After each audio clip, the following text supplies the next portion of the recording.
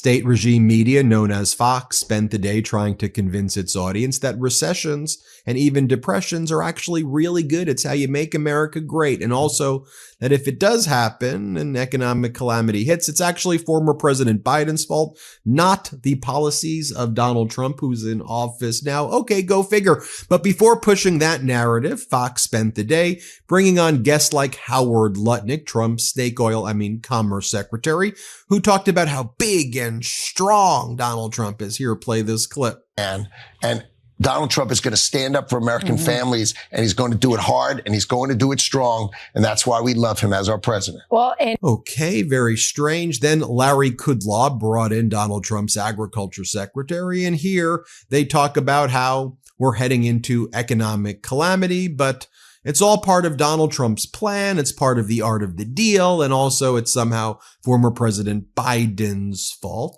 Okay, here, play this clip. Some very, very smart people are telling me that the jobs number that's coming out, the February jobs number that's coming out Friday, could be flat, even negative, Brookie. The GDP Now tracker from the Atlanta Fed is showing, for the first quarter, a -2.5% or -2.8%. And we've had lousy numbers on things like housing and business investment. My generic point here with respect to affordability and the economy is we're going to have to suffer through some bad news. This has nothing to do with Trump. Trump's program's not in yet. And I got people on the left who are blaming Trump. How can you blame Trump when he wasn't president, when these seeds were planted? Well, you couldn't be more right about that, because we've only been here 30 plus days. You can't turn an entire economy around in 30 days. You can't bring the cost of goods down in 30 days. And, it isn't just what. Now, if Donald Trump literally just did nothing and kept the country on autopilot, the Atlanta Federal Reserve was predicting that we may have had 4% GDP growth in quarter one. Now we're expected -2.5 to -2.8% because of Donald Trump's policies. That's what's happening. Here's Maria Bartiromo on Fox as well, pushing this narrative. We're going to get some bad job numbers. We're going to get some bad economic numbers. Prepare for it. But it's not Dear Leader's fault. Couldn't be Dear Leader's fault. Let's blame Biden for it. But Dear Leader's got a plan. He's got the art of the deal. This is all part of 18-dimensional chess or something. Here, watch this. Group has been reporting, and we just got the jobs numbers out, Congressman. The ADP number is crossing right now. 77,000 private sector jobs were added to the economy last month. This is the lowest number of jobs added to the economy last month since July. This is the February ADP report. Now, obviously, this is not a result of President Trump's policies, because this is a result of Joe Biden's economy that Trump inherited. But how worried should we be that you've got the Atlanta Federal Reserve now expecting a contraction in the first quarter? And as you cut government spending, you're going to actually impact the jobs numbers. You've got the jobs numbers out at the end of the week here for the month of February. What's your take? Yeah, listen, what we're about is this America First agenda, where we're going to be increasing the supply side, increasing production, limiting the imports, because as has been pointed out, we have a $370 billion deficit in exports versus imports. So we're losing the trade game. We need to build more. We need more manufacturing. We need more work being done within the U.S. And that does a number of things. Clearly, it increases jobs, Maria, but clearly it raises creates more taxpayers. It will raise revenue. It will increase supply side, meeting demand, bringing inflation down, thus bringing interest rates down. I mean that's the plan. Now, it's not going to necessarily happen overnight. And these government jobs, look, the government is not an employment agency, or at least it's not supposed to be. Think of that. And on the Laura Ingraham show in the evening, they had a big breaking news bulletin. Breaking news. Elon Musk is walking in the House of Representatives. And then they ask Elon Musk what his phone number is. And then he spells out boob with the numbers, because that's who's cutting most of the jobs at Veterans Affairs, destroying the lives of veterans, destroying our federal government, treating our federal workers so disgustingly and so cruelly. And the person who said that he wants to see economic hardship experience. Oh, and he called Social Security a Ponzi scheme. But when they ask him, what's your number, Elon? He's like, 8. Here, play this clip. Hey, Elon. Yep. Elon, can we get your cell phone number if you're giving it out? We have questions. Something 8008. What are you planning to talk to House Republicans about? Here, Peter Navarro then goes on Fox and Brett Baer, and he says that, the reason why we're going after Canada, he says, the reason why we need, and Peter Navarro is one of Trump's top trade advisors, right? He's all involved in these tariffs. He goes, because Canada has been taken over by the Mexican cartels, that Mexico runs Canada.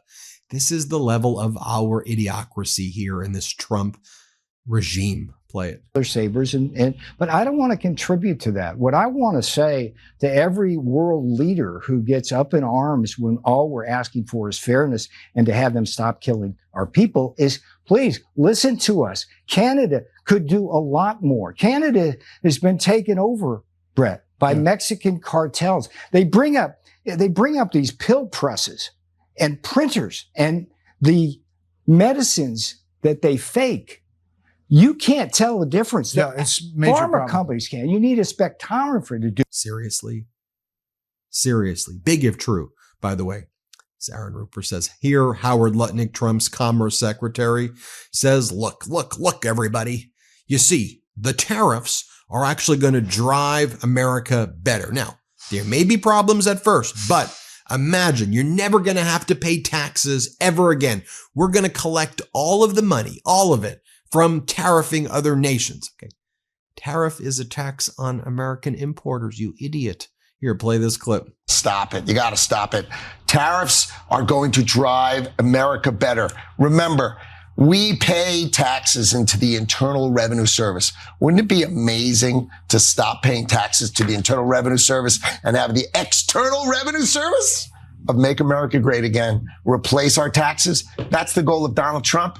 And I think he's going to hit there. He's going to do everything he can to make that happen. I mean, when I watch that guy talk, though, I feel like I'm watching one of those infomercials that used to be on in the 1990s. Do you want to get a ShamWow? A Shammy and a Wow. No offense to ShamWow, because those may have been great, but don't you feel like you're having someone sell you some ridiculous thing from like an infomercial? If you just buy 10 million Trump gold cards, have the Russian oligarchs buy it for $5 million each. We're rich. You never even need to do taxes ever again. Just like that. It's like, again, it's idiocracy. It's worse than idiocracy because it's actually real. Here, Howard Lutnick, though, says, look, there's going to be a lot of higher prices in the short term, a lot of higher prices, but it's going to get better. Yeah, you're describing something called inflation. You're describing increasing inflation, you idiot. Here, play this clip.